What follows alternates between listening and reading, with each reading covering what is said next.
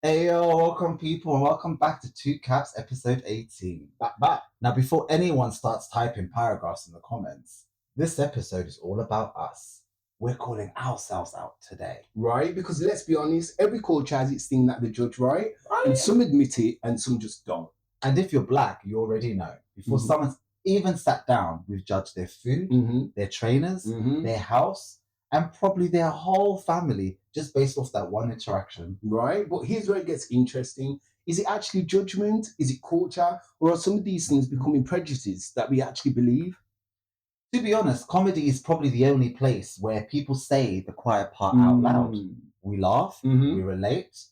But have you ever stopped to think that sometimes maybe those jokes actually shape the way people see us? Right? And when does observational comedy stay observational comedy? And when does it become something that we actually start to believe in? Well, today, guys, we're talking food, cleanliness, and all the secret things black people judge. And whether that's some of our funniest jokes, reinforcing different types of stereotypes. And as always, we've got track of the week and a few controversial opinions that will probably get some of you arguing in the comments. So come on, guys. Let's get into it. Two friends, one mic, outspoken, raw, and uncensored. So, welcome back to Two Caps. Yes, Mace. I've been waiting all week to see you. Yeah. I don't understand. Finally, so we much got been back going to on. the chair. I know. We've been waiting for this. It's been so busy. Guys, don't understand, yeah. We have been, in fact, let's cheers first. Let's go. Here we go. Sorry, I think cheers. Happy Sunday. Happy Sunday. We have both been on the go in our personal lives, non-stop, fam. There is a lot of graft and work going on behind the scenes if you've been following our individual stories. Do you know there's so much that we need to debrief you lot on? But it's not for this episode. It's really not. This episode we already had planned, we already had the idea of what we want to speak about, but I would say the last month, life-wise, brother. We asked for the graft, you know what I mean? We asked for the graft, so this is what happens, you know what I mean? Well, I guess we've got 2 more episodes coming up. Yeah. So it's 18, we're 19, 20. Yeah. I think what we should do on episode 20. Oh my God, yeah. Is like a 6-month check-in. Yeah. 20 episodes down. Season 1 done. Preparing for season 2. So I think it'll be a nice round up catch up just to find out where we've been, what we've been doing, things we've been up to, because let me tell you something, we've been up to some incredible shit. Like the excitement. We working. Now we're working. We're working. And you know what I mean? I would love to take our first episode, put it side by side with our 20. Just because I think in our first we did speak on manifestations and things that we wanted to achieve this year. And who we were, what we were about. Right? And I feel there's so many little things in that first episode of what we spoke about. That I feel that we've ticked off. That have probably now come to fruition. And sometimes when you're in the bubble, you don't even notice at all until you look back or take a moment to look outside of your peripheral, you know what I mean? If that's the right word. Oh no, you know what I mean? Word. But first, guys, can I just say, welcome back.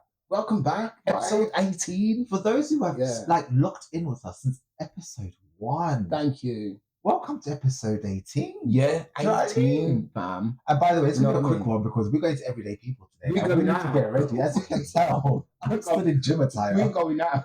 It's like what we're wearing today. All black. Let's big shout out to everyday people. You'll see our videos after.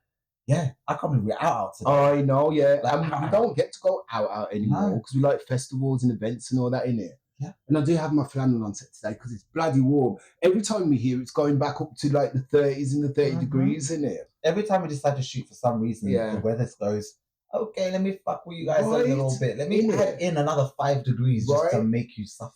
Well, mate, at least we've got the right lighting today. Oh, definitely. You know what I mean? Definitely. Well, let's get into it. What pissed you off? You know we always do what pissed you off. What pissed you off this week, mate? Mine be quick and easy. All right.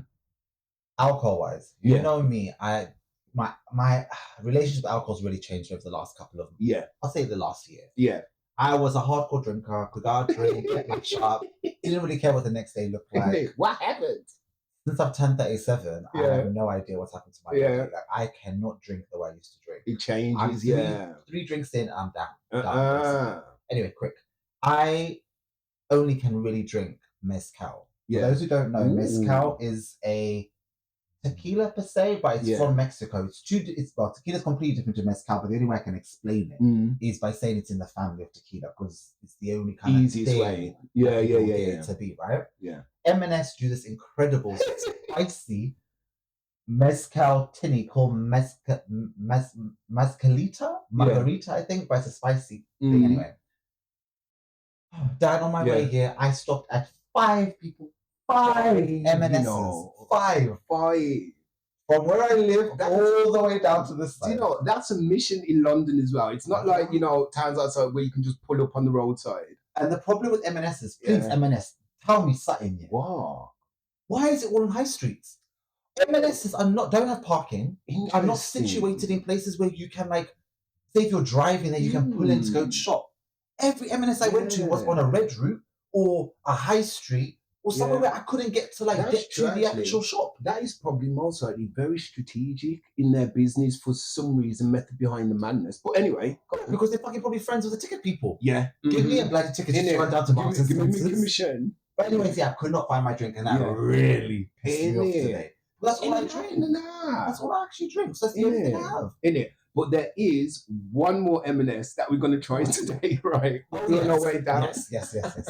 This is like got one more chance. But that's my holy grail of M&S's.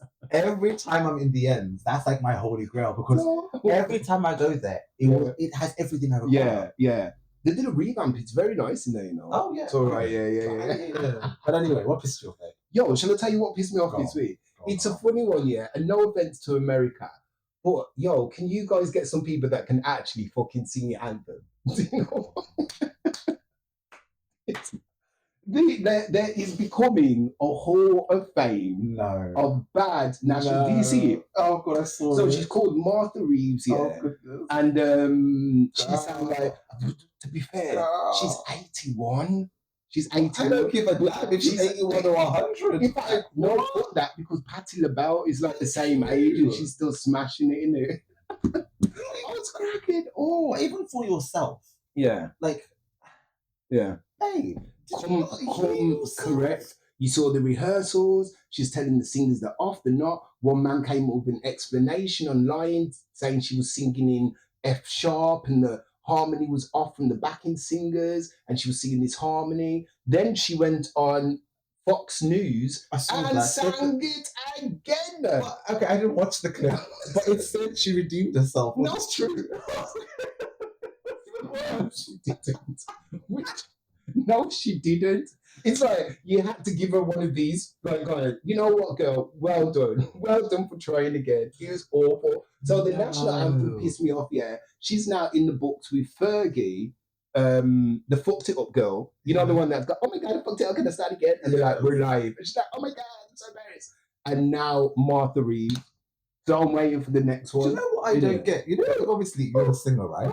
Yeah. And you do a lot of like performances or whatever, right? Yes. There's a lot of people that watch rehearsals, from sound checkers to the runners to this person. Even the people serving drinks or taking tickets are listening to this shit. Right? Ain't no one saying that. Right? Who are all your yes people? Do you know what I mean? Or they're like, oh shit, we booked her now. What can we do? Well, see, if I heard that in rehearsals, especially, I would have been like, I'm like, yo, not to be rude, but I'm like, let me have a word. She needs to bring it down the key. There is a lot of vibrato. You know what I mean? But you know when you said she's 81? Yeah. She was singing like an old person. This is the wildest part. And I've never gauged. Does voices age? Do you know what, some voices do age. It's usually the last thing to age. But remember, growing up in church, they had the senior choir where all the old ladies that could sing sang, and they sound like Martha Reeves. That's what I'm saying. Do you?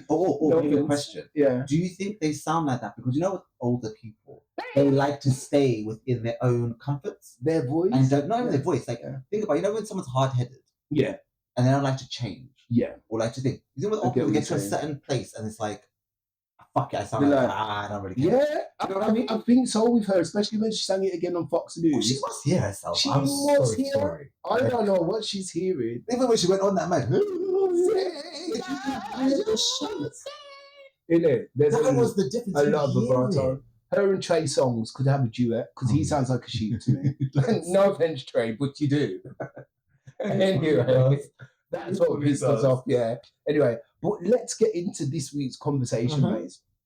So we've been talking of late regarding Black people and the things we judge, and also the flip side of what other cultures go through pertaining to our, preconceptions, our viewpoints, and as we said in the intro, what comes out in comedy, which is where the floor is usually open, and how other cultures can be like ostracized or called out constantly for things that have happened in the past. Now, I'm not saying let's forget the past, but let's talk about now and what's actually happening. So to ease into this conversation, I thought I'd start with some light heart. First, I wanted to press. Preface? Prerequisite. Preface. Exactly what I'm trying to say. Prerequisite? Yeah. Prerequisite? No, not prerequisite. Every week, guys, someone from the Oxford Dictionary, send us a dictionary sponsor because every week word. Prerequisite, preface, preface. That's the one. Please. These are just our opinions, our perceptions, the way things that have happened in our lives, the way we've grown up, the things we've experienced, and you may think different, you may have a different opinion, you may see things from a completely different lens. Doesn't make you wrong, doesn't make us wrong. Two things can be right at the same time and exist. So please, just bear with us in this conversation, because there's a lot of things that we may say that you may fully not agree with, or you may have a stinker on it. And if you do, message in the comments. Yes, personal opinions. But at the same time, bear with it, people. Yeah.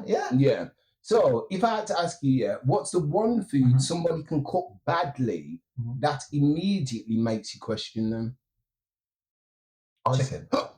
Oh my God, I was going to say chicken. Chicken, right. Easiest thing in the world. Thank you. Easiest thing to cook in the world. And if you can't cook chicken, something's amiss, But.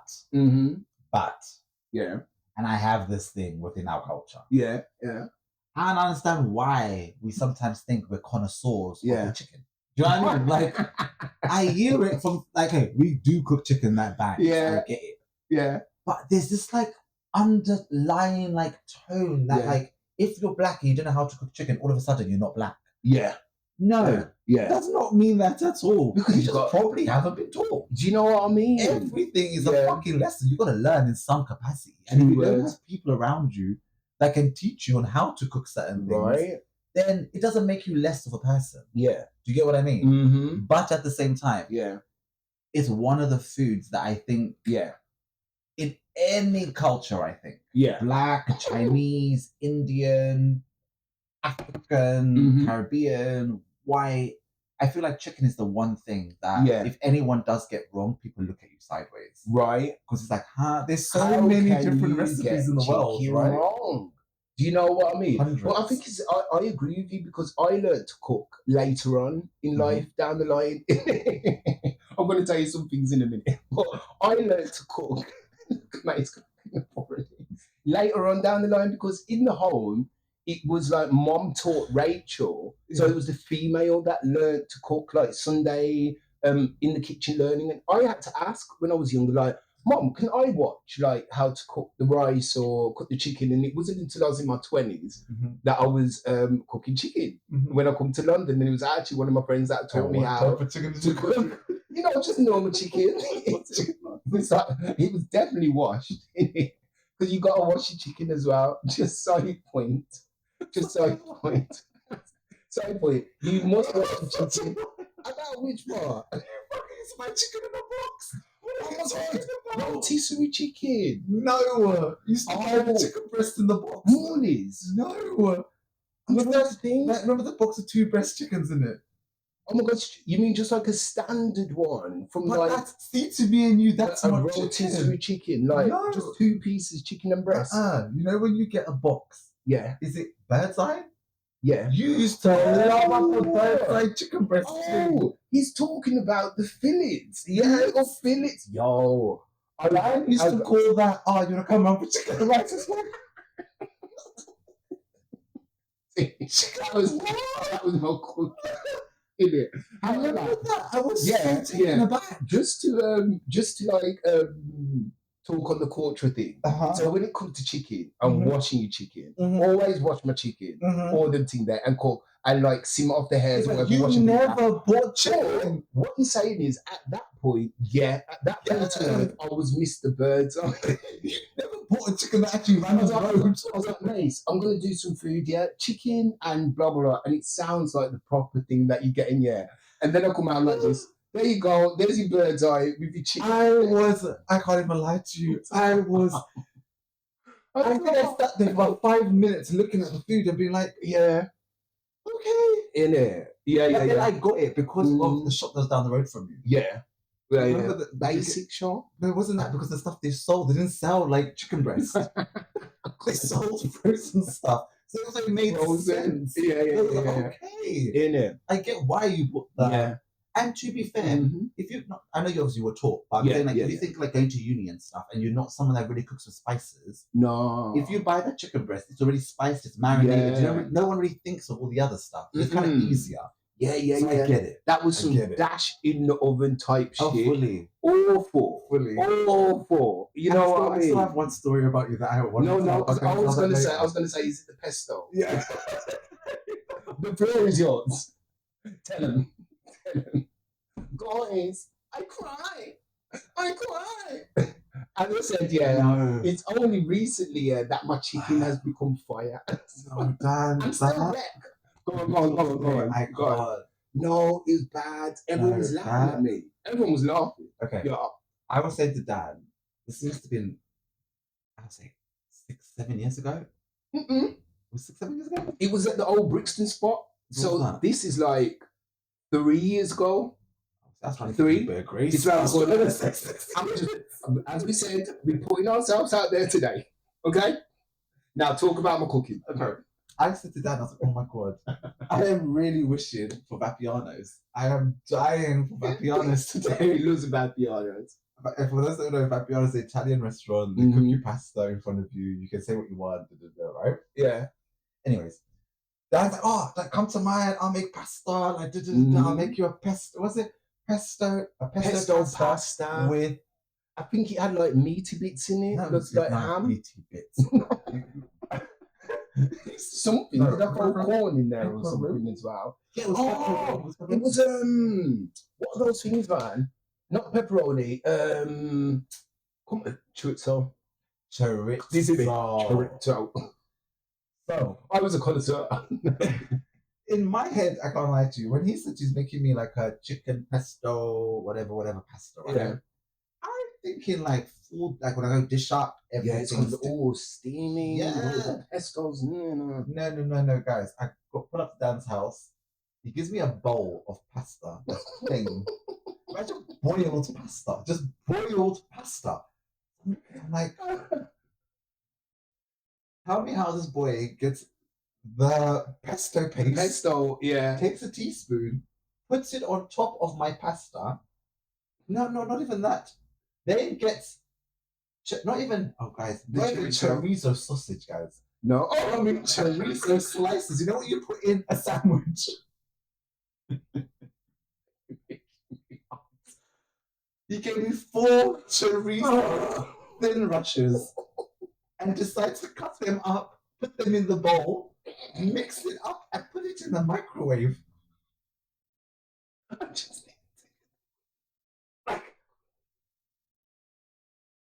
I swear that day, my whole entire existence, I couldn't. I had to sit there. We sat on the sofa. We sat on the sofa. And Mace was eating. He's like, ate like, a quarter of it. It's not going down. And I'm like, wait, you're right. You know your food? And he's like, well done.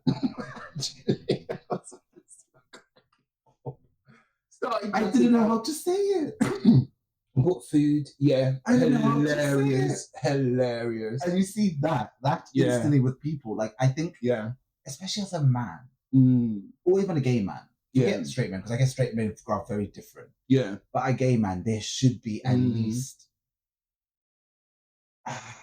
somewhat of cooking you. Like a little bit of like, but you know, we say like, oh, there should be something in the gay man, but there are bare gay men out there that can't cook or ways, don't have a basic standard. But I think that's what I mean.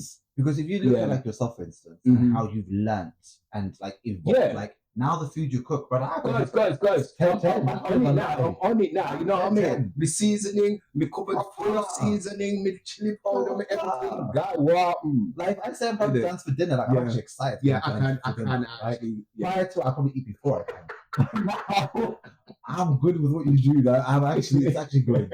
Love it. So do you think it's acceptable to serve frozen food? I used to go around a lot of friends' houses when I was a kid, and all it was very much EastEnders compared to like growing up under Jamaican culture. It's like Mondays we'd have your dinner from Sunday, so whatever the leftovers are. In the week, Tuesday to Thursday, whatever, Mom would cook, and then it would just be like not hard food, but like cooked things like potatoes, all of it. And then I found that I would go to other friends' houses from other cultural different backgrounds, and it was frozen food that I was getting all the time. Do you think it's acceptable to serve people frozen food when they come round your house, or what? Well, can I throw that back to you? Go on. Here we go again, because I know. No, I think. To be fair, it's actually a great way for you to like. This is what was funny about the elevation of where you've come from to where you are. I think. And it's really smiling, and it breaks what people talk about as stereotypes. Because as I said, you know, before my little cooking journey and where I am now, you know, it was very much like, well, what's going on with life? What's going on with work? Blah blah blah blah blah. All of that shit. And then it's like, yo, I get back here and I'm just going to Iceland or whatever. And then I'm just dashing whatever in the oven and yamming it down, quick thing. So in essence then, the reason why I want to like round up on this question, because I think when you did cook frozen food and serve people, was that out of just easiness? Yeah. And because you couldn't be bothered, or it's because you hadn't learned yet what to do? Yeah, it was the learning of other things and preparing that type of food and spreading it all out. Or is it a case of like, can you get some oven stuff, pop it in the oven, and I've got some nice barbecue ribs or whatever and whatever else. It's the ease. It was the ease for me. You know what I mean? But culturally, just harkening back to the top end, like people should still wash their chicken and wash their food and wash. I literally wash everything. And some people say it's too much, but I've even had black friends that turn around and say, oh, you don't need to wash your chicken now because they do something, blah, blah, blah. The reason why people wash their chicken is because they used to get it from market back in the day, so you have to wash it. But no, like you wash your chicken, when you bought it now, and watch the stuff come off in the water. Well, not even that, Dan. Think of, even if they did wash it, they ran it through chemicals, they did whatever. Yeah. I bought it from a shop where it stood for X amount of time. Carried it through the streets, got in my car, jumped in my car, drove home, sat in the fridge or went in the deep freeze. By the time it comes, brother, I'm washing that shit. I don't care. It's been washed 20 times prior to that. It's still done a journey in my possession. It requires to get washed. So this isn't about what the government has done or what food safety's done. This is just down to the fact of anything I put in my mouth, from whatever I touch. Pause. I'm joking. I'm playing. But whatever I put in my mouth. But as to I'd say, like, Mace has always been a great cook. You know what I mean? From barbecue days, always serving proper food. Like, if you go around Mace's, you are, him and his family, you are definitely getting a spread, mate. You know what I mean? African. It's just African. And, well, even though African, I think because we've got a lot of different types of heritage. You know, cultures within who we are. I think a lot of what's based down to us is that we like to feed people. We like to make people feel comfortable, X, Y, Z. Fill up the belly, make them fat before they leave. But even just to come back to that about washing your food and chicken and stuff, right? Like being born in Africa, lived in Africa, regardless, we washed everything. So now that I come to the UK, standard, I'm gonna wash everything. My own business. I wash my grapes. I wash my strawberries. You know, just now that people say it's too much. How can anything be too much? Like if you're washing something to make it clean, blood, like why is it too much? Right? I totally agree, 100%. So can I ask a question on that? Go on. So on that bit of like washing chicken and whatever, preparing food. Yeah. How are you when you go to people's houses and have dinner? Oh my God! Like, what's your thought process? See, I am because of how I've been raised or how we've been raised. You know, just general cleanliness. Mm-hmm. So like, I want to, if I'm walking into your house or your property, and I'm not like, oh, I'm the all I am, so you must be clean for me. Mm-hmm. But like, I want your place to look clean. Oh, you yes. know what I mean? Oh, yes. The food or that, because the reason why I say that, and this isn't just down to like, oh, people or friends or what, you can get it if you're family.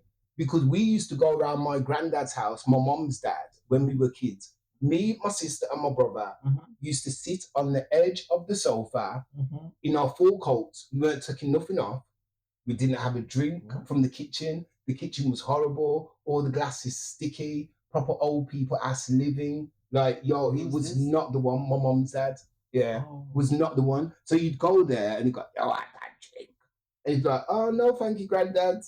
Do you know what I mean? It was just like, yo, no. So cleanliness for me is a thing if I'm coming like round to your yard, you know what I mean? Like, you know, when you watch Come Dine With Me, and like, you know, they've got the cat like jumping up on the counter and shit like that. Yeah. Or they're just cooking in ways like, mate, how are you touching the chicken and then touching the fridge? You know what I mean? Salmonella is a thing. Or how you like, you've seen them before when they're like cooking up the thing and they put the spoon in and they taste it and they put it in something else and all this stuff. So just general cleanliness, you know what I mean? Just imagine Queen Lizzie was coming to dinner. Just treat me like that, you know what I mean? But that's the thing. I think there's some people out there that don't even care if Queen Lizzie's coming to dinner. I think it's just the way they live. Yeah, I think it is a way that sometimes that people actually just live and they know no different until you tell them. Like literally going back to just cooking just and how I only knew better or to do better once I've had a conversation with my friends and I haven't been taught in the home. So I can understand, but like just basic cleanliness is like a must for me. Like for me, I look at it like I've had to tone myself down a little bit. Because I was going to say, are you allowed to judge someone's hygiene if they've invited you to their house? Like, they've come to my abode. Well, I was going to say in terms of like, see, I come from a household, like my mum is super OCD. Yeah. Like, beyond like normality. Oh, is it too like, much?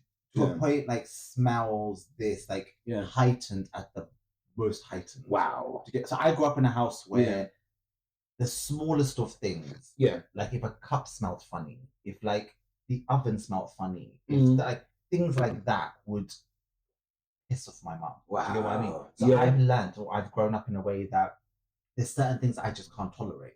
Right. Like for instance, if you give me a glass and it smells like washing up liquid or like washing up dishwasher, I physically can't drink from it.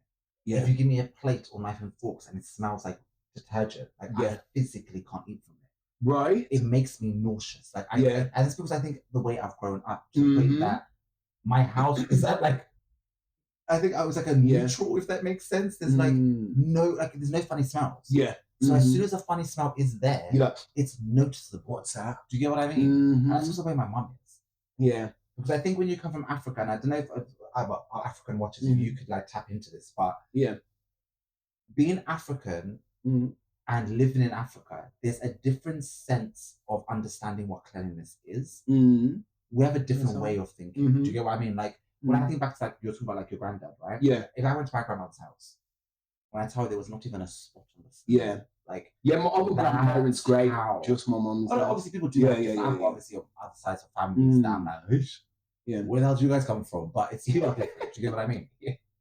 But like even when I think of my grandmother, like, bro, like my grandmother was disabled for most of her life. But down to the point where, down to the point where her house was so clean, you could literally eat off the floor. Wow. Like that's how clean. And my mum, like even when I look about my cousins and all that kind of stuff, they've all kind of taken that thing on. Yeah. Look at Tishy. Yeah. Like she's very like even giving like a bottle to drink from. Like Tishy don't even redeem from my bottle, not anybody else's. Yeah. Even cups or sharing things. It's like my mum doesn't even drink from the same cup as me. Wow. That's wild. Yeah. Like even growing up, it's like mum said no to buy my one. Yeah. That's how OCD my mum is. I know some parents, you know what I mean? like that. I like that. That I've seen. And this is where you'll probably get a better understanding of why, not the way I am, but sometimes a lot of people look at me and they think I'm very rude or offish. Yeah. And it's not that. It's I think I've grown up in a way, some things like hugging, like don't touch me. Sometimes. Do you get what I mean? Yeah. Even when mates come here today, he's like, don't hug me. Don't touch me. I was like, don't touch me. In it. But it's true though, the cleanliness thing as well, it is in the home, because one thing you mentioned there, and you guys tell us, because I only encountered this once, and it was from a friend of mixed heritage, but it was a very British thing, because he was raised by his white mother. Yeah. When he washed up the plates, he wouldn't rinse them off. He washed up the plates, I'm telling you, washed up the plates, and then, you take it out of the sooty water, put it on the drainer, washed up the others, pull out the plug, left the plate. I'm like, what are you doing? You need to rinse the plates. I was going to ask you, do you use dish in the sink? We've had different phases. So sometimes mum would have the basin thing in the sink. And then sometimes we just wash in the sink. And then later on we had dishwasher, so basin thing. But and then, like, hello, you're supposed to be rinsing your plates now. 100%. He's like, you don't need to rinse them. I was like, what do you mean? Smell of detergent. I was like, the fairy liquids on the tea. Oh no, the smell. Like, you got to rinse off the plate. We don't rinse plates. Do you know when someone gives you like a cup of coffee or tea and you smell? That's why. That's why when you said, if I smell like liquid or anything in there, I will be like straight off it. Do you know what I mean? So that was like, that was a very different cultural experience for me, and that was someone of mixed heritage. You understand? But it's because they learned from their British parents that, like, yo, that's how you do it. But then nobody ever told him any difference until I'm literally in his kitchen and be like, yo, bedroom, that's not how you wash a plate. You know what I mean? And bathroom cleanliness, I used to go to my mate's house, when I talk about skid marks, like little mountainous craters down the back of the toilet, and I'd come in, I'd go downstairs to use the toilet, and you know me, I'm very open, so I'd be like, you need to clean the shit out your toilet. You cannot leave things like that in the bathroom. And this isn't a cultural thing. This is just an individual person thing. It's nasty, you know what I mean? Take the toilet brush, wash your, and this ain't no little skid mark like, oh, it looks like someone's been to the toilet. Oh, never mind. I'll just flush the toilet. No, this is like, you must have just shat right on the back of the toilet. You know what I mean? So cleanliness is next to godliness. But at the same time, can I ask you one question on this whole cleanliness? Yeah. Right? Being black. Yeah. I know we have the standard of, black people are not like this. Yeah. And we always kind of like turn down our noses on white people. Yeah, they don't wash their food. Don't do this, the dogs kiss you in the face. But can I ask, where did that rhetoric come from? Because I know I'm mixed race, right? But I don't have white nor do I have black in my family. Like when I say that, I do have that, but that's like 3-4 generations back. Do you get what I mean? So when I look at it, like, I'm not speaking from like, I've got black people who live this way and white people who live this way. Like I've genuinely met people along life that I've built experiences from. Yeah. And I have met some of the most disgusting, trifling black people. And I've met the most disgusting, trifling white people. Yeah. And I always look at it like, you have this idea, there's this idea in the world where white people think like black people are so disgusting and so bad. Yeah. Then you have black people who think that, oh my God, white people are so disgusting and so bad. But in essence, like for me anyway, looking at the outside, from the outside in, I've met both on either side. Yeah. I've met some super OCD black people and I've met some super OCD white people. And let's not forget the Asian diaspora as well, because there's all prejudice around like, well, can 100%. I eat from that place, or what's going on in the kitchen at the back? 100%. You know what I mean? But it's like you say, it's not necessarily, they're this and they're this. But the question you asked was, where do you think those stereotypes come from? And honestly, I think it happens across the board. Yeah. Everyone sits down in their yard. People who do this thing where we think like we're better than, but in reality, brother, I've lived with some black people, and I'm like, well, hello. I'm just saying, yeah. You're like, what that?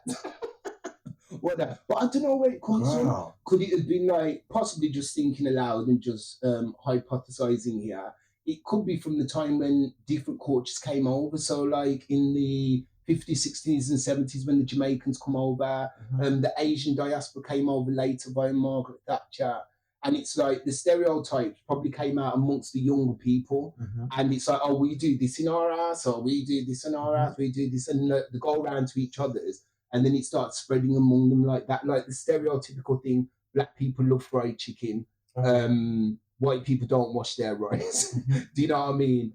Asian people who own a restaurant, you don't know what's going on in the kitchen. Is it cat? Is it dog? Do you know what I mean? All these really bad things that we say about each other, you know? Which brings me nicely onto the world of comedy and what we were speaking. You know what I mean? We often speak about, guys, in the world of comedy, like how you'll go to see a show and you see across America and the UK, which is where I can speak for comedy that I've seen the most. And if it's a black comedian, guaranteed it's a whole bunch of like white jokes or white people in the crowd or blah, blah, blah, blah, blah.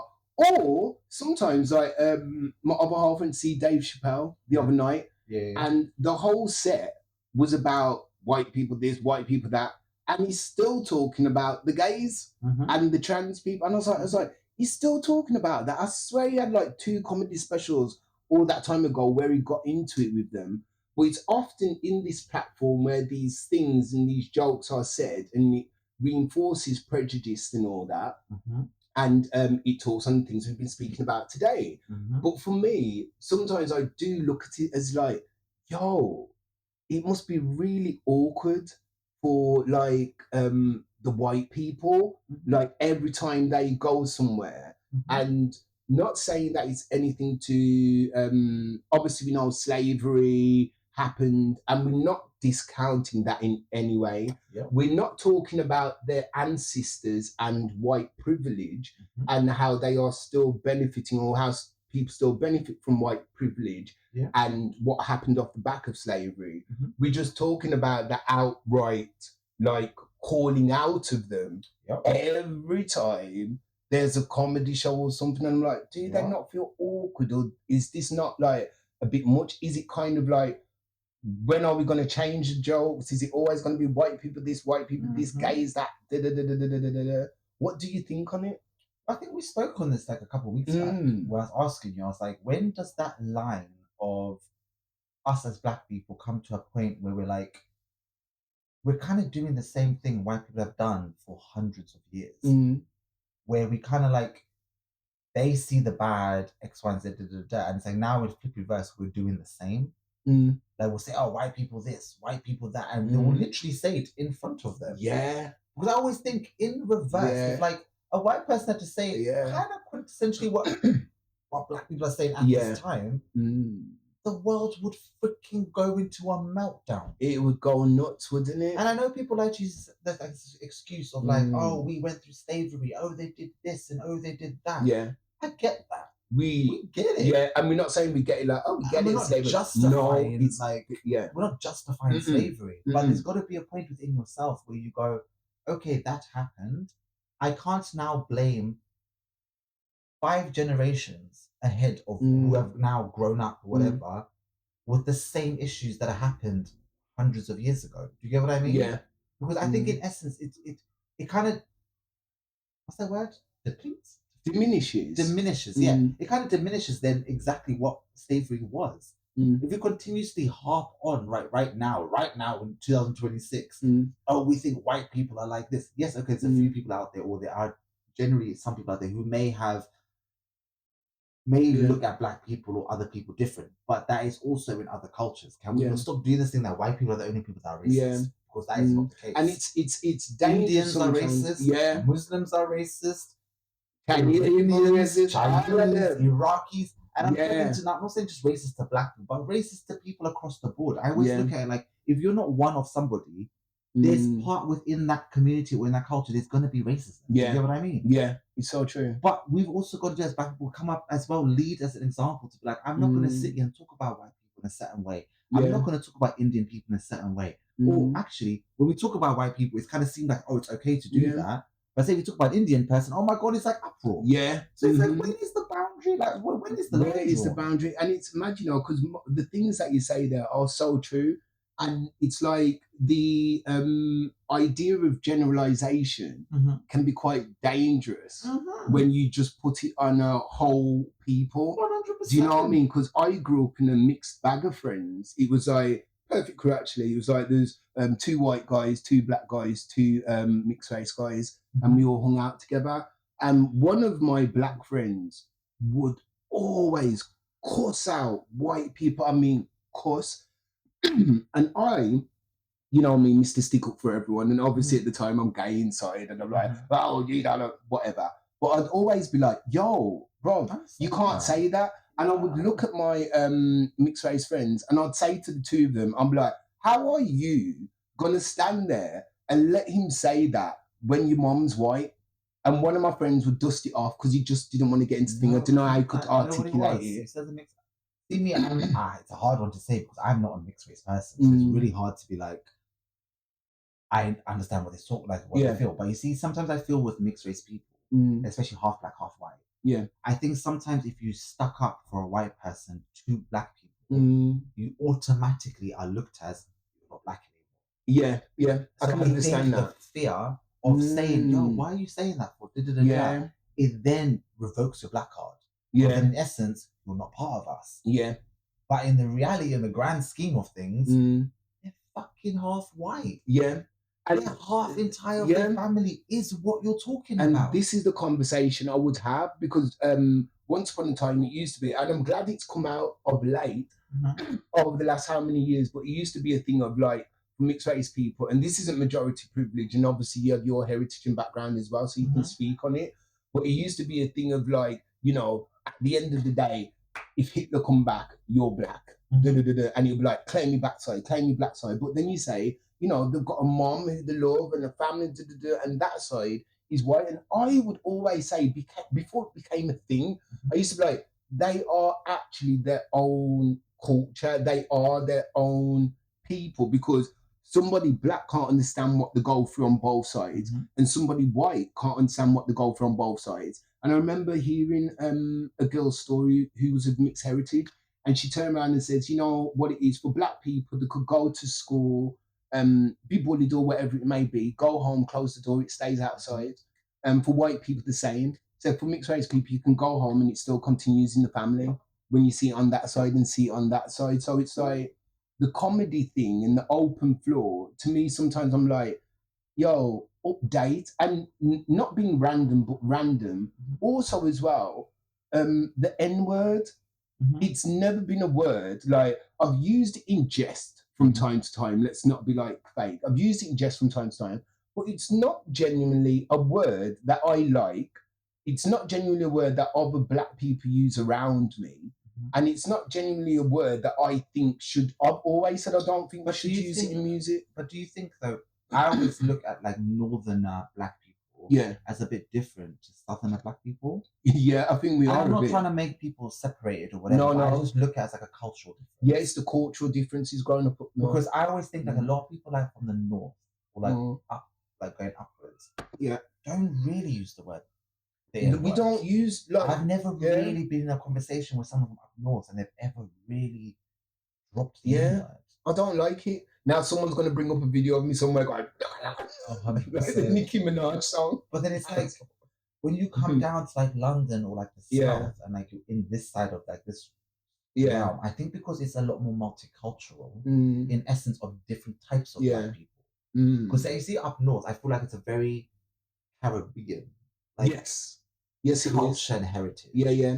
African people only came later on, you know, right? Yeah. Whereas I feel like within the South, there's a lot more different types of black people from around the world. Yeah. So I guess the N-word is a lot more freely used or used within conversation because it's a lot more it's come from a different part of the world. Do you know what I mean? Yeah. It's hard. I can't explain it. No, I get you. Right? Yeah, it's a more. Yeah, I totally understand what you're saying. And it's like as well. I remember, not going off topic, but when I went to Miami when I was 21, such a culture shock, mate. We were in the queue. Everywhere you went, you heard the N-word. Yep. Everywhere. This is 21. I'm 41 now. Yep. You know what I mean? 21 in Miami. We're standing in the queue going into a club. All I can hear is, man. I look round. It's a bunch of Latino guys. Yeah. Me with my little old 21 UK self, I'm looking at my mates who are older than me like, are you not going to say something or what? I remember just looking around and giving a look, but that was their thing. Yeah. Do you know what I mean? So shocking to me, man. But even down to, I know obviously calling like celebs up, but like even look at like Cardi B. Yeah. Like, I know she's Afro-Latina. Afro-Latina, yeah. She's not considered black in the US. Do you know what I mean? Like, but they still use the N-word. Yeah. It's like even myself, like say for instance, I've ever used the N-word, said the N-word. I know I've done it so many times. Yeah. But like some people could look at me and be like, you're not black. Do you get what I mean? They look at me in their essence and be like, you're not black, so why are you saying that? But then at the same time, there's other people that see me as that. Yes. Yeah. It's like that. It's always like it's a weird one. Like, it's messy, man. Morgan Freeman said one of the best things. One of the men, when we're interviewing me, was like, how do we get rid of racism? And he's like, don't talk about it. And he's like, what do you mean don't talk about it? Said, don't talk about it. He said 2 generations it would be gone. Yeah. Just shut up. Yeah. Don't talk about it. Because the thing of colour and this thing and prejudices, it's all like, it's sometimes rather than racism, it's literally just cultural differences, as we've been speaking about. Like, I wash my chicken, you don't. Now you're a wrong un. And then it's like, I'm black, you're white, so it's because you're white, you don't wash it. But no, actually, it's just cultural, because if there was a white person raised in Jamaica, they would be doing all the things that a Jamaican person does. I'm going to ask this question. I know this is really going to, really take it off topic. But the reason why I want to ask this, because I think it will maybe just help, I guess, even just in conversation for people. You see that coming from Zimbabwe, right? I never knew, or I never grew up knowing that people like yourselves were black people. And when you speak to Africans that come into the Western world, who have left Africa, do you know the majority come into like the Western world only finding out that they're black when they arrive? Do you know what? Yeah, they have no idea. Yeah, that's who the world views them as. Yeah. The reason why I bring that up, and the reason why I asked, or want to kind of your opinion on it, the whole Tyler colored situation, right? Yeah. Like, I'm a colored, and every time like I say I am, or you got cussed out before when you said it. But even down to the fact of when people say white man created the word colored, and it's a colonialized like word to who you see yourself as. So what is black then?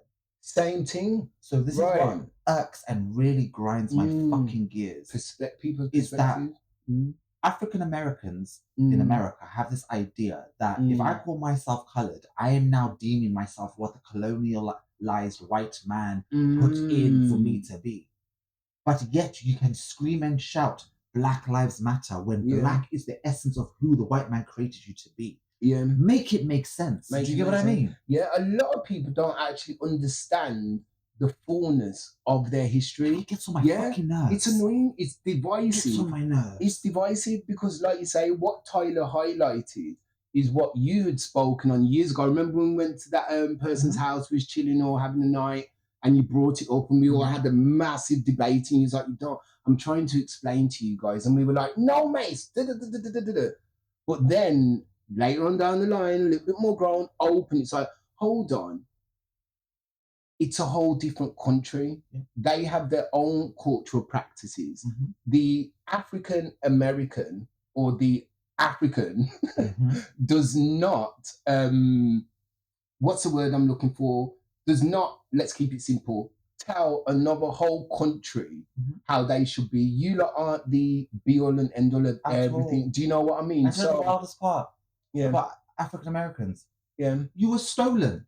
Hello, from your homeland. Hello. Yet you want to tell us Africans. We are African. We are from Africa. Big up Reggae Landia, because Shensia and Vibes Cartel, when they were on stage this week, were bigging up. There was like any Africans in the crowd at Reggae Land, and big cheers. And there's like, yes, I know where we come from. Like I'm not saying like a Jamaican or a Caribbean has diluted themselves now to call themselves African. No, I'm not saying that. Not at all. Essentially, you're not from Africa.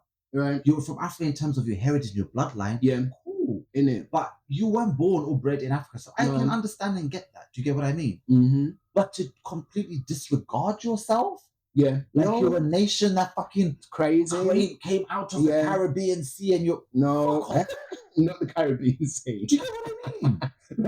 You would not exist if it wasn't for our ancestors that were taken from that land and brought to another. Mm-hmm. So can we stop the stupid ideology that think that because now you live in Western society that you're better than Africans from Africa? No.